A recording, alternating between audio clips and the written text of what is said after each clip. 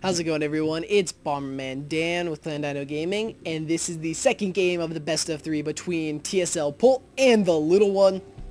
We have Polt spawning on the bottom left spawn of Core Hall Compound, and we have the little one, our red Zerg player, spawning at the top right spawn of Core Hall Compound. And last game was funny.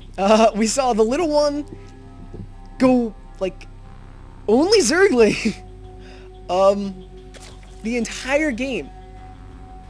That, like, entire 20, or I think it was 17-minute game. I have no idea why he would do that. It worked pretty well. I mean, for only going Zergling, he held off a lot of big attacks. He had some great micro, taking out some siege tanks at some point, and getting a lot of good surrounds on Polt. But really, I have no idea why he did that. He definitely had the tech. He had a hive tech at the end, so he could make brood. He could make anything he wanted. But he didn't. So I don't know about that. I really don't. But he did well for what he had. I have to say. We had Polt having a very nice Marine, Medivac, and Siege Tank army, and he opened up with Hellions, but didn't do as much damage as he wanted to. Definitely, probably wished he could have done more. Was held off by the little one by a couple Queens and a Spinecrawler, and some Lings. So the little one holding off against Polt's early aggression, but pretty good play by both players. Polt, again, was sitting very comfortably last game. Didn't even have his whole army on the field. Didn't need to. Had a nice secure siege tank and a couple Marine army back at his base, showing that Polt really had a pretty good lead there on the little one, doing tons of damage. And we saw the little one last game go hatch before pool, and I guess we'll see that again this game. Feeling pretty confident that Polt won't do any early aggression like he did last game. I mean, like he didn't do last game. So again, we'll see if this is a good read by the little one, and Polt doing the same exact build that he did last game, I believe. Yeah, has his one refinery all the way already out. Sorry, I'm losing my voice here a little too. And kind of sending these Marines out here. Already has his orbital command. So again, we see the two very similar builds. Were exact same builds that we had last game. There might be a little deviation in there. But we see the factory go down by Polt, and we might see some Hellions again, or we might just see straight to siege tanks. As last game went, he did not get blue flame Hellion, which was kind of interesting. So it wasn't overcommitting to the Hellions, which I kind of like, but he did make a lot. But again, since the little one only made Zerglings, they never really went bad.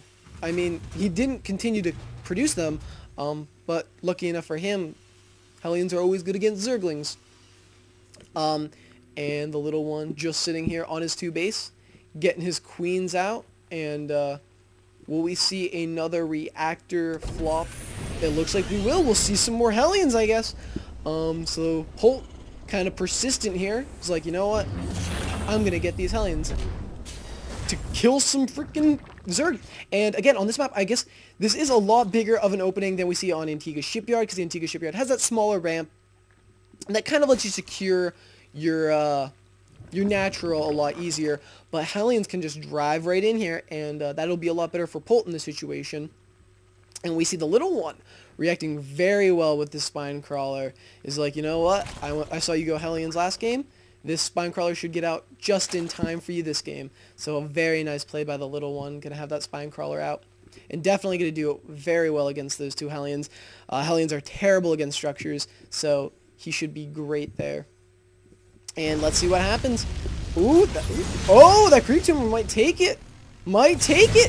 Oh, the creep tumor. Will we see it go down? Oh my!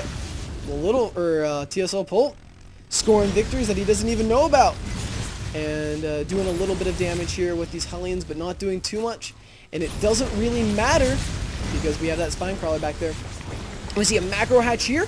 Very well placed. Is going to prevent Hellions from running through. There's got to be this little gap. They have to go by the Spinecrawler.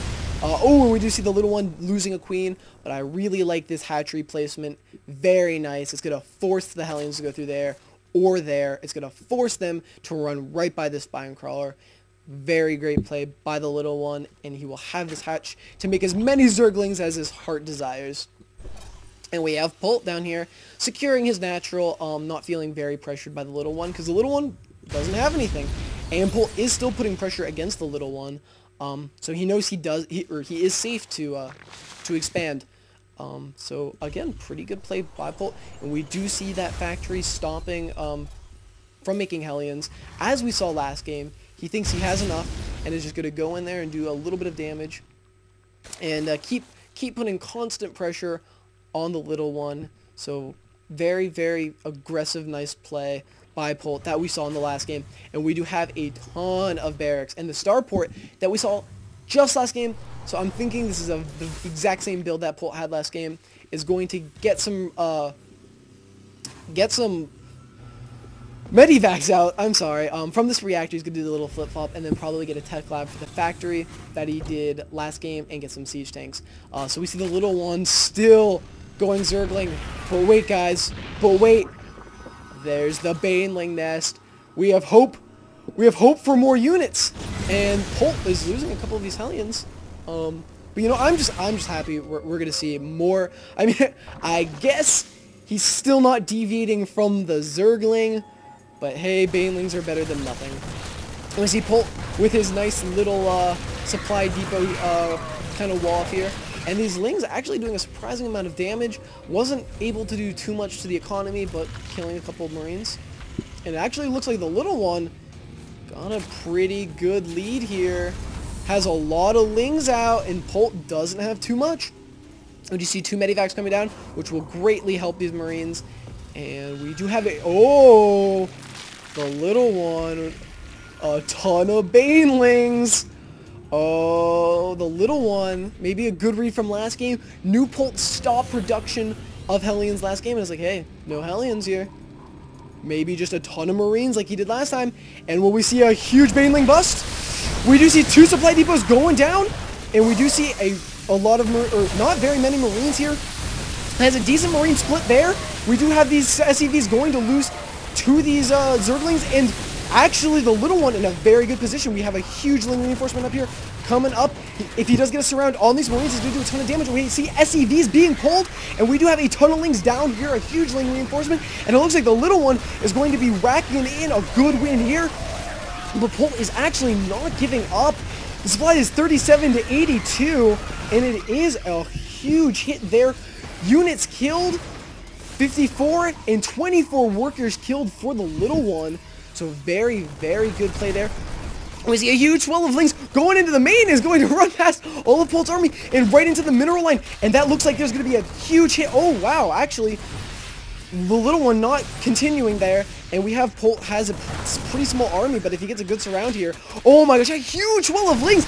Oh, and what is he going to do? He's going to back it up with SCV so he can't get a good surround. And he's actually going to stop them from getting any damage on his army by stopping the hits with using SCVs.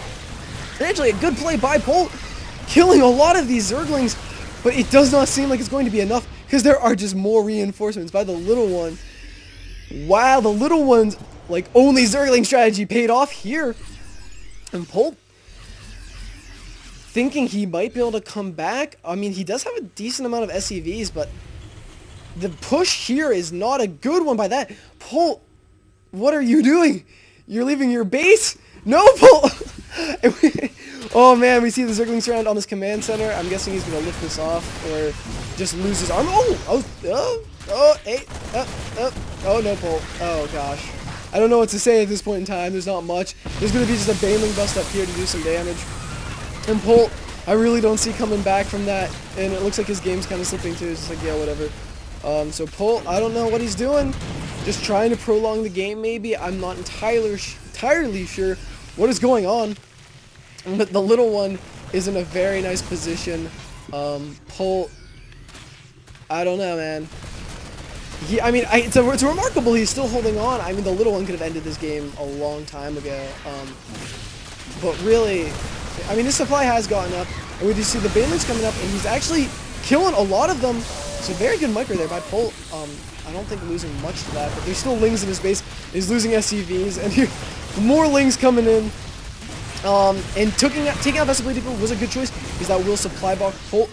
And Polt really doesn't have any minerals he can spare. And, I mean, this is the game for Polt. I mean, I don't know why it's still going on.